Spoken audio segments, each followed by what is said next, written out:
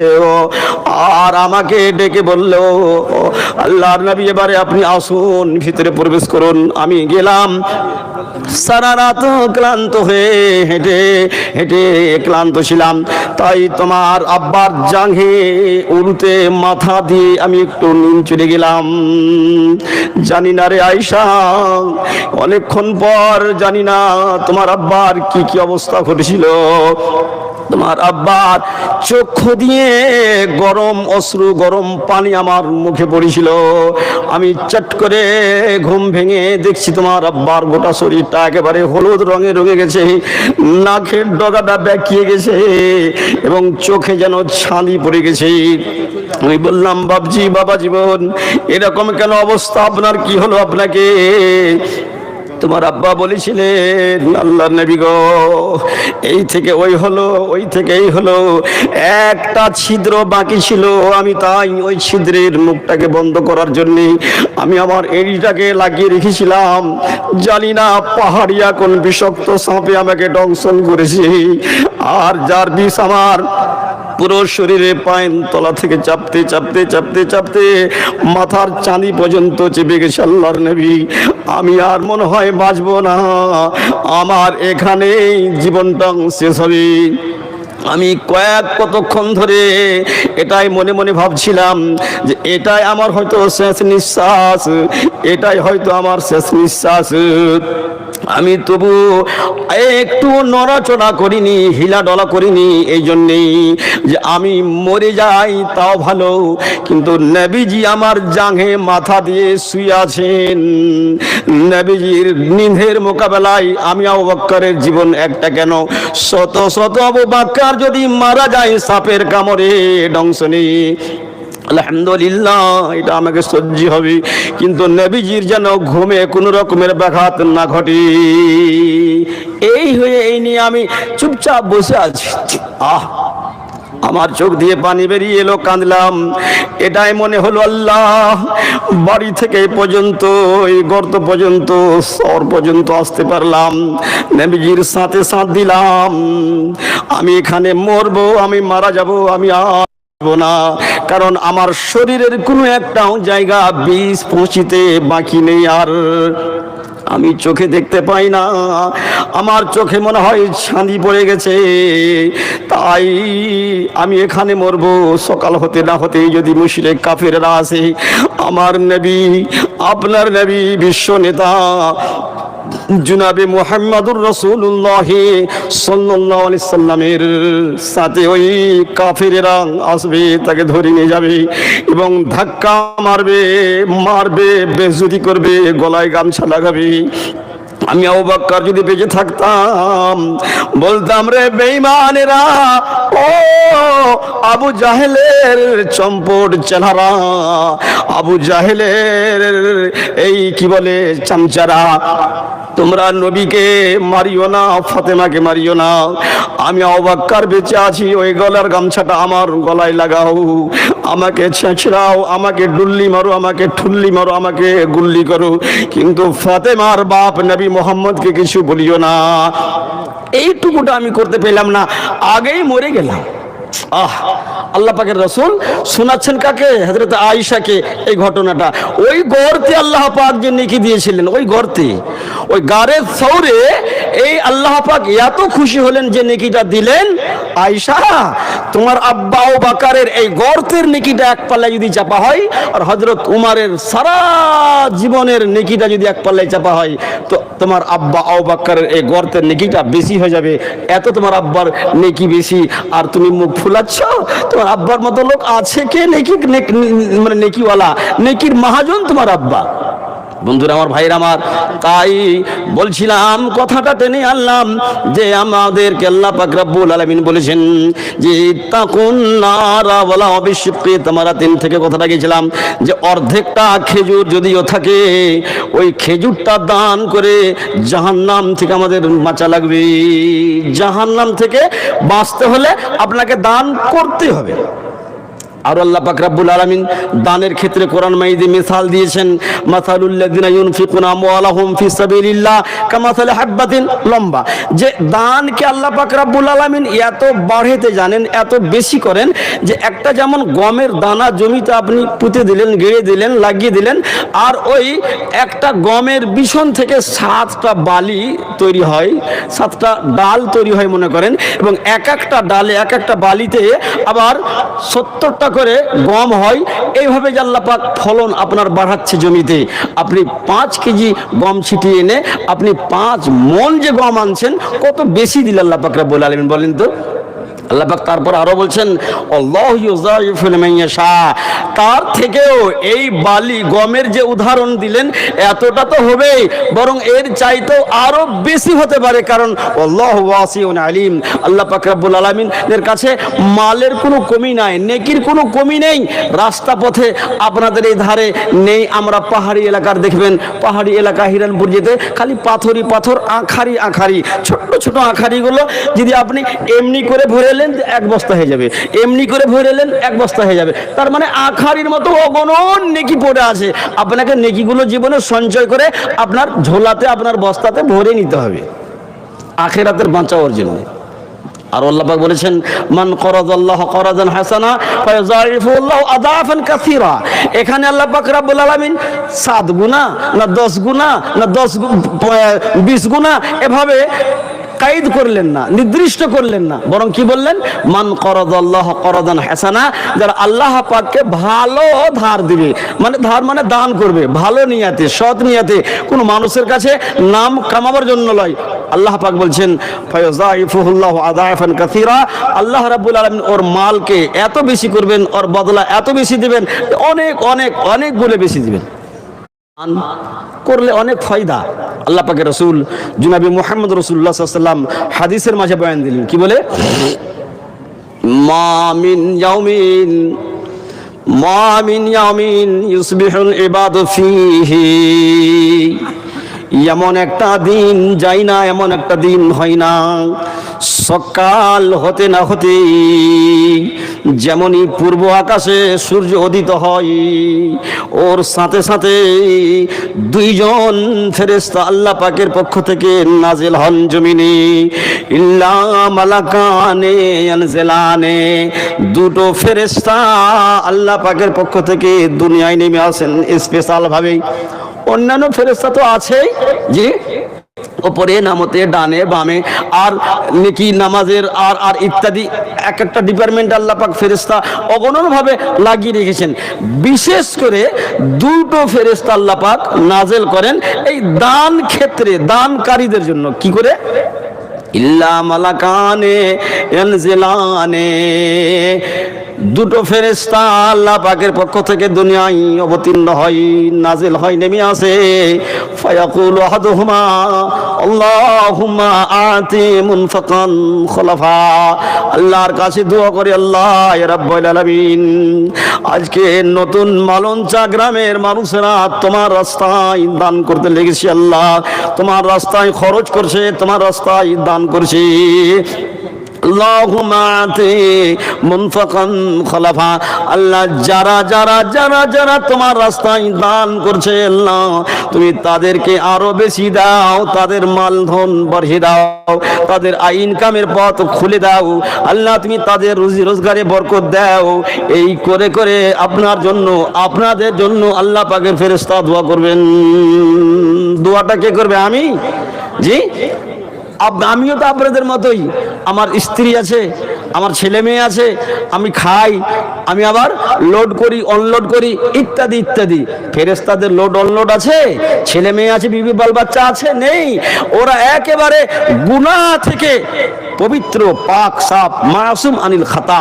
ওরা 24 ঘন্টা শুধু আল্লাহ আল্লাহ আল্লাহ করে, আল্লাহ পাকের রেজামন্দিতেই তারা 24 ঘন্টা মত্ত থাকে। তাদের জীবনে 1 জাররাহ বরাবর, 1 তিল তিলার্ধ পরিমাণে গুনাহ নেই। এইরকম জাত, এরকম বেগুনাহ জাত ফেরেশতা আপনার জন্য দোয়া করবেন। বলেন, ওই ফেরেশতার দোয়া আল্লাহ কবুল করবেন না করবেন না? আপনারা কি বলছেন? মুখে কথা বলেন। ফেরেশতার দোয়া আল্লাহ পাক কবুল করবেন না বাদ দিয়ে দিবেন? কত % কবুল করবেন আর কত % বাদ দিবেন?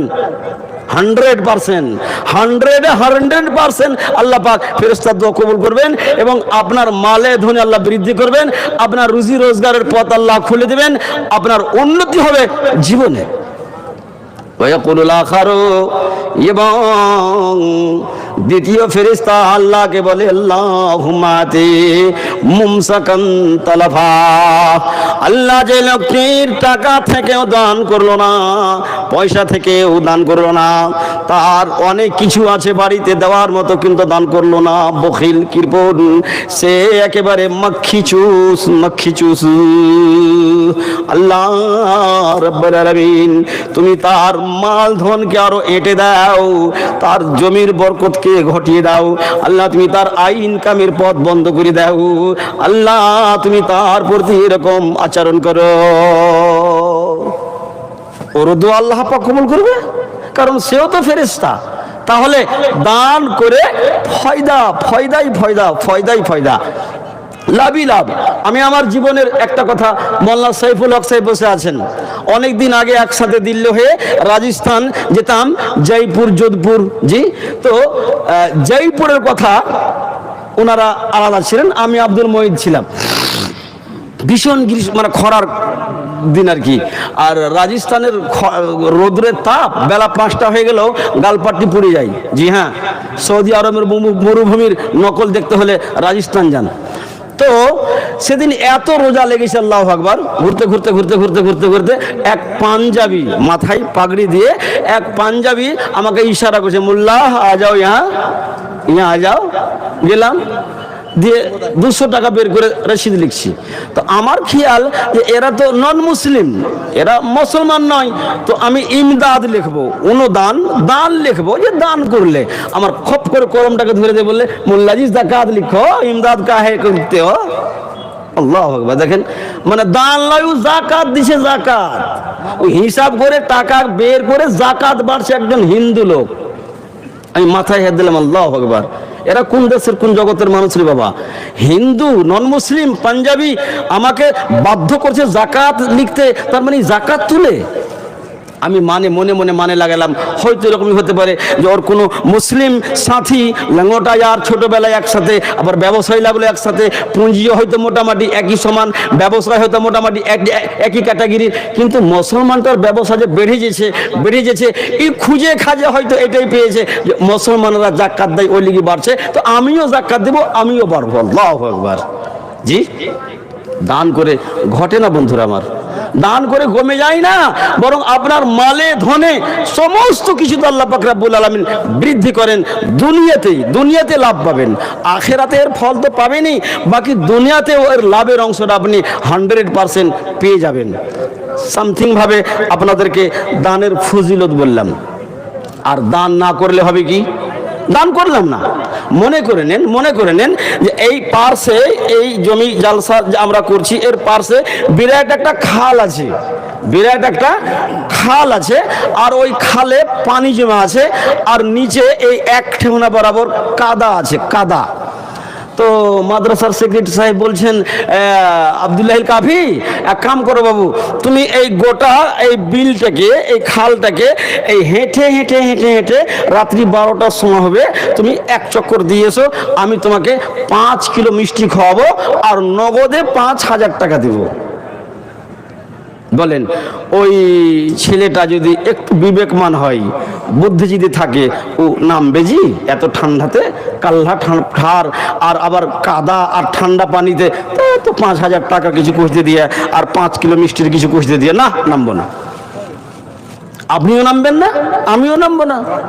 আর যদি বলে দেয় সেক্রেটারি সাহেব, দেখ বেটা, 5 কিলো মিষ্টি পাবি, 5,000 টাকা দেবো, এক চক্কর দিয়ে দিলে, আর যদি না দিস তো এই ঠেহুনা থেকে তোর ট্যাঙ্ক কেটে দিব। এবার নামবে না বলেন? মনে করেন এর কাছে হিটো পাওয়ার আছে, ই যা বলবে সেটা করতে পারে, কেউ সেটা থামতে পারবে না। তো বলে দিলে, না ঘুরলে ঠেহুনা থেকে পা দুখান ছুটিয়ে আলাদা করে দেবো। এবারে ওই আব্দুল্লাহিল কাফি ঘুরবে না, ও এনামের আশাতে যাবে না, প্রাইজ নিব বলে গেল না, ভালো কথা, কিন্তু ট্যাঙ্ক দুখান তো বাজাতে হবে জি। আপনি নেকি নেবেন না, দুনিয়ার ফায়দা নেবেন না, তো দান করবেন না, ভালো কথা। কিন্তু ব্যাপারটা তা নয়, দান করে নেকি নেন, আর না করলে জাহান্নাম যান। দান করে আপনি এনাম 5 কিলো আর 5,000 টাকা নিয়ে নেন, আর না করলে ঠেউনা দোকান কাটতে দেন। কোনটা করবেন বলেন? আল্লাহ পাক পবিত্র কোরআনে উল্লেখ করলেন কি, والذين يكنزون الذهب والفضة ولا ينفقونها في سبيل الله। যারা দুনিয়ায় মাল ধন টাকা পয়সা সোনা চাঁদিকে জমা করে রাখে, ইয়াকনিজুনা মানে খাজানা করে রাখে, জমিয়ে রাখে।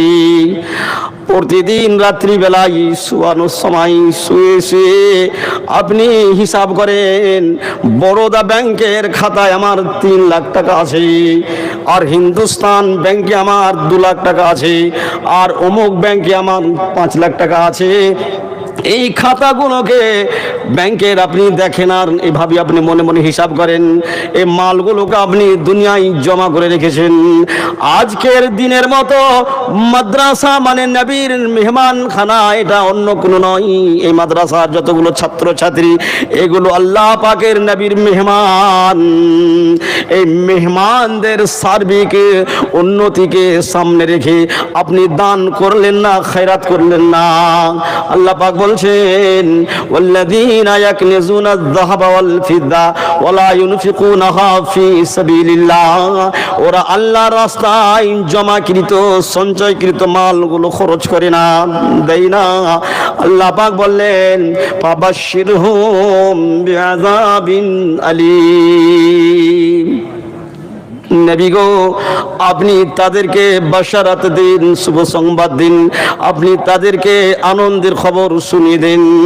বিআযাবিন আলীম, খুবই কঠিন মারাত্মক জাহান্নামের আযাবের, জাহান্নামের মারাত্মক সাজা শাস্তির বাশারাত, শুভ সংবাদ তাদেরকে জানিয়ে দাও, যারা মালকে সঞ্চয় করে জমা করে রেখে দেয়, আল্লাহর রাস্তায় খরচ করে না। আপনাদের মাথাতে একটা কথা কি আসে না, যে জাহান্নামের আগুন জ্বালিয়ে পুড়িয়ে ছাই করে দিবে, রাখ করে দিবে, সেদিন আর মরণ হবে না, আবার মাংস তৈরি হয়ে যাবে, আবার চামড়া তৈরি হয়ে যাবে, এই কষ্টের জায়গা। তো বাশারাত শুভ সংবাদ কাকে বলে? শুভ সংবাদ ওকে বলে যেটা আনন্দের খবর হয়, যেটা ভালো খবর হয়। যদি বলা হয় একটা তোমার সুখবর আছে গো, কি তোমার মা মরেছে, এটা সুখবর হলো? এটা কুখবর, এটা খারাপ খবর। তো জাহান্নামের খবরটা, এটা তো বাশারাত নয়, এটা তো সুখবর নয়, এটা খারাপ খবর। তো আল্লাহ পাক রব্বুল আলামিন আবার সুখবর বললেন জাহান্নামের আযাবকে। কেমন কথাটা হলো? আপনার বাড়িতে আপনার ছেলে আছে, মেয়ে আছে, স্ত্রী আছে, আপনি বাড়ি থেকে সকালে বেরিয়ে গেছেন, জি, তো আপনার স্ত্রী আপনার ওই 15 বছরকার ছেলেটাকে বলছে, কাজ করো বাবু, জামা কাপড় পরিষ্কার করে নাও, স্কুল যাও, গেল না।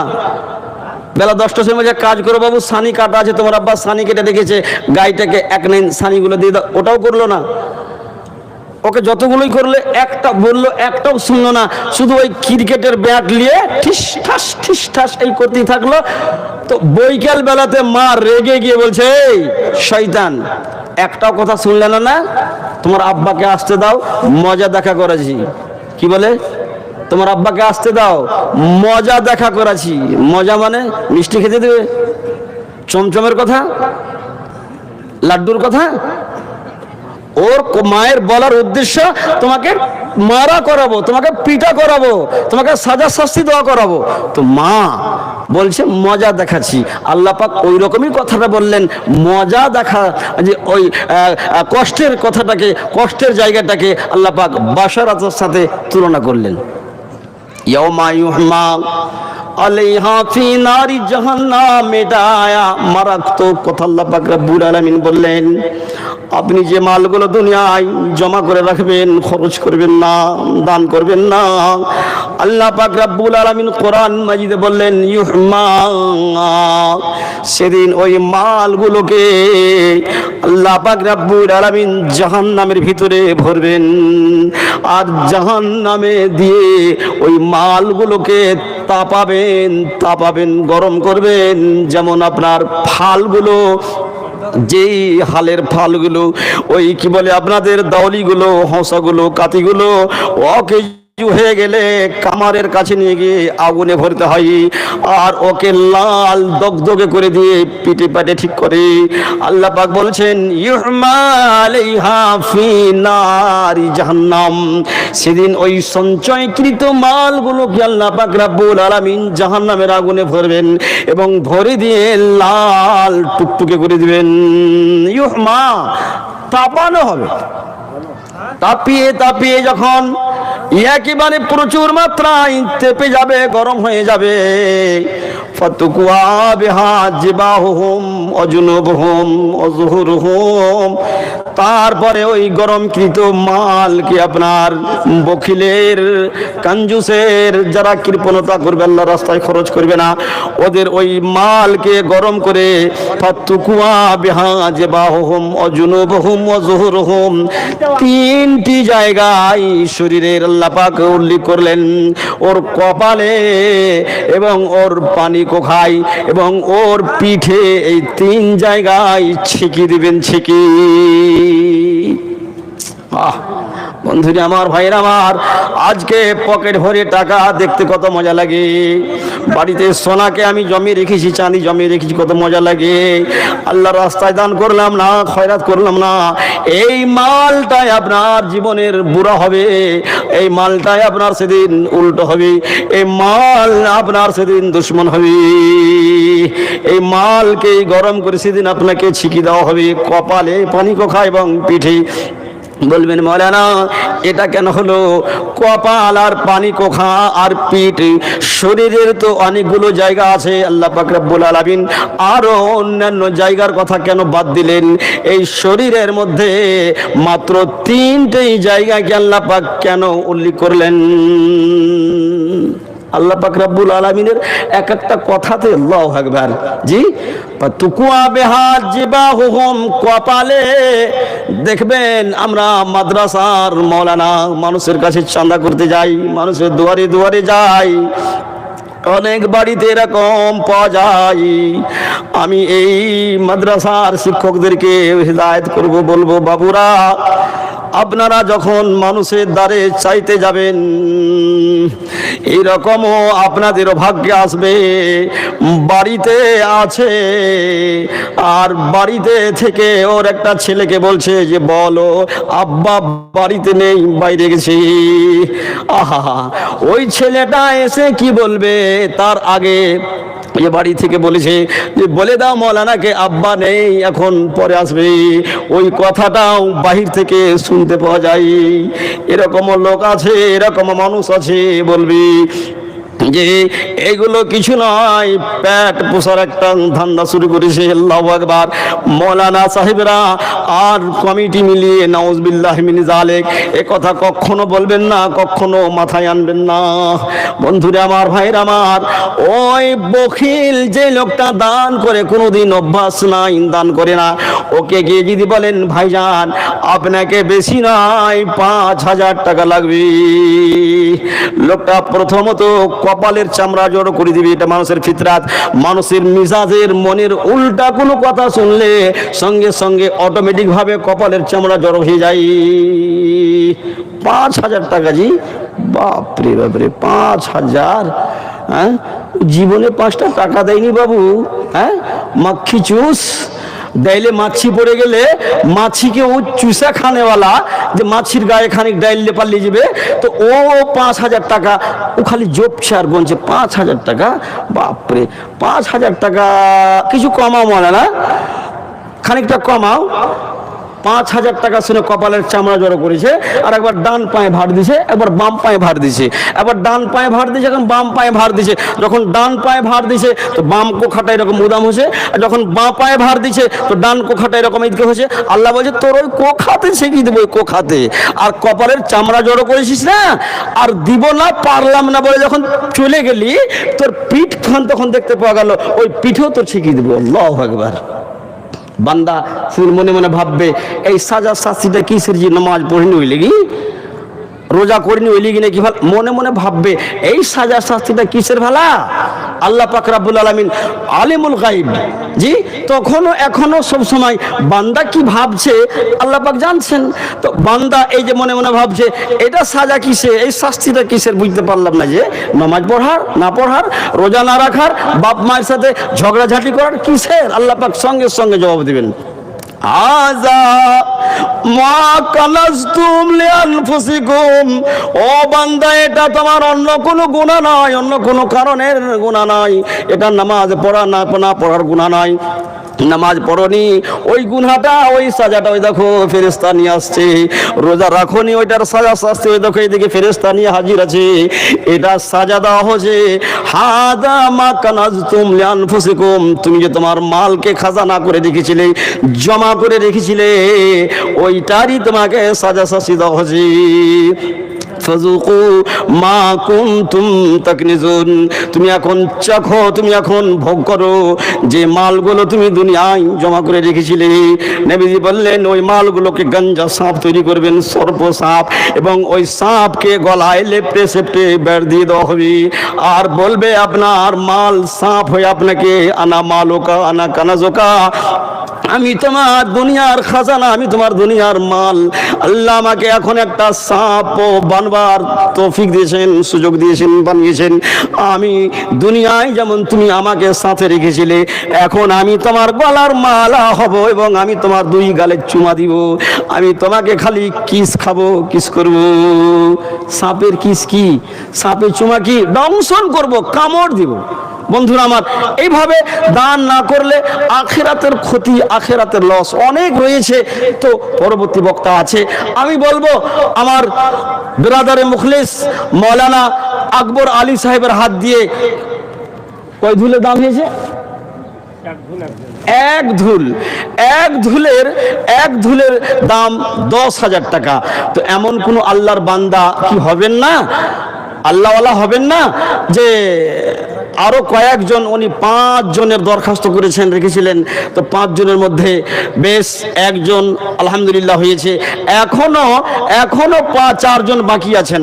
তো 4 জনের মধ্যে আসুন আমার হাতে প্রাণ খুলে উদার দিলে অন্তরের মণিকোঠা থেকে আল্লাহর কাছে কেঁদে বলবো, আপনি বলবেন মাওলানা আমার মা নেই, আজকে কবরবাসী হয়ে গেছে, যদি আমার মা আজকে বেঁচে থাকতেন এই শীতের রাত্রিতে সোয়েটার কিনে দিতাম, আমি তার পায়ের মোজা কিনে দিতাম, মাকে আমার ওষুধ পানি লাগতো আর ইত্যাদি, সেই মায়ের সেবা যত্ন করতে পাইনি মাওলানা, অকাল ভাবে আমার মায়ের মৃত্যু হয়ে গেছে, জানি না মায়ের অবস্থা কি। আজকে আমি আমার মায়ের জন্য, মায়ের রুহের মাগফিরাতের জন্য এই 10,000 টাকা আমি আপনার হাতে দিলাম। এই এতগুলো মানুষকে নিয়ে, বিদেশি মাওলানা আছেন, ইনাদেরকে নিয়ে একটু প্রাণ খুলে আমার মায়ের জন্য দোয়া করে দিন। আসুন, এরকম কোন আল্লাহর বান্দা, এরকম কোন আল্লাহর বান্দি আছেন 10,000 টাকা দিয়ে এই এক ধুলের দাম দোয়া নেবেন, আর আমরা সকলেই আপনার মায়ের জন্য, আপনার বাপের জন্য, আপনার জন্য দোয়া করব। 5,000-এর দাতা কেউ আছেন তো আসুন, 500-200 এরকম আসুন শেষের বেলায়। জি, কোন আল্লাহর বান্দা নেই? শুধুমাত্র কি ওই নদীর গঙ্গার উপারে ওই বাবু, আমার কি নাম ছিল, 10,000 টাকা দিয়েছেন, ওনার জরিদার, জি জি এবারই বাড়ি দেখেন তো। তো ওনার জরিদার কি আর কেউ হবেন না? হালের বলদ একটাই হয় না। আপনি আপনার শরীরটাকে দেখুন, আপনার চোখ দুটো আছে, পা দুটো আছে, নাকের ছিদ্র দুটো আছে, হাত দুটো আছে, পা দুটো আছে। তো আজকের এই দানের দাতা 10,000-এর কি এই বিজোড় হয়ে থাকবে? এই একটাই থাকবে? কেউ হবেন না? 10,000 টাকার দাতা, আমি তার জন্য প্রাণ খুলে এবং আপনাদের সাথে আমি ওয়াদা করছি, আজ থেকে নিয়ে যত জায়গায় জালসা যাব ইনশাআল্লাহ আমি আপনার জন্য আপনার নাম নিয়ে ওই সমস্ত সমাজে ওই সমস্ত জালসায় আমি আপনার মায়ের জন্য দোয়া করব। এটা আমি আপনার সাথে ওয়াদা করছি। কেউ আছেন আল্লাহর বান্দা 10,000 টাকা দেবেন? মাত্র 10,000 টাকা। এগুলো হাতের ময়লা। আজকে পয়সা আপনার কাছে আছে, কালকে নাও থাকতে পারে। আপনি আজকে বেঁচে আছেন, বসে আছেন, আপনি কালকে নাও থাকতে পারেন। আপনার মাল ধন টাকা পয়সা আপনি কষ্ট করে জমিয়ে রেখে গেলেন, আপনি আল্লাহর রাস্তায় দান করলেন না, কালকেই আপনার ছেলে আপনার সঞ্চয়কৃত মালে এমনভাবে আইশ করবে, এমনভাবে ফুটানি করবে, আল্লাহু আকবার। কারণ আপনি জানেন না, আমি জানি না আমার কখন জীবনের শেষ ঘন্টাটা বেজে যাবে।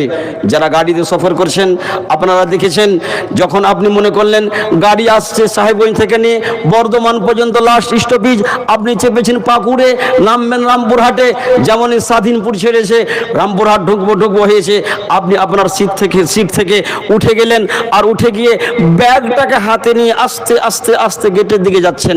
যেমনই আপনি আপনার সিট থেকে উঠলেন তেমনি আরো একটা লোক ঝাপাং করে বসে গেল আপনার সিটটাই। কেন বুঝেন না? কেন আপনি বুঝতে পারেন না? আপনি এতদিন একাই ছিলেন, আপনার বিবাহ হয়নি। আমি বলি না মরণ বিবাহর পরে হবে না, আল্লাহ যখন যার সময় রেখেছেন তাকে তখন যেতে হবে। কিন্তু বুঝার জন্য বলছি, বিবাহ হলো 1 বছর 2 বছর 5 বছর, আপনার ছেলে মেয়ে নাই, কিন্তু যেদিন আপনার ছেলে চলে এসছে, আপনার বেটা যেদিন চলে এসছে, আপনি বুঝে নেন এই কথা, আমার গন্তব্যস্থানে আমার জীবনের গাড়িটা পৌঁছিতে আর বেশি দিন দেরি নাই। আমার জায়গাটা দখল করার জন্য আমার বেটা তৈরি হয়ে গেছে রে। কারণ আপনি যে বাড়িটায় আছেন এটা আপনার বাড়ি নয়। এই বাড়িতে একদিন আপনার বাবা ছিল, আপনার বাবার আগে আপনার দাদা ছিল, আপনার দাদার আগে আপনার পরদাদা ছিল। এই করতে করতে করতে এখন আপনি আছেন, আর আপনি চলে গেলে আপনার বেটারাও থাকবে। তাই আসুন ভাইরা বোনের আমার, বাপজির আমার, বলবো মাত্র 1 ধুলের টাকা আমি আপনাদের কাছে আবদার রেখেছি, 10,000 টাকা। কোন এমন আল্লাহর বান্দা আছেন বলবেন 10,000 টাকা মওলানা আমি দিলাম?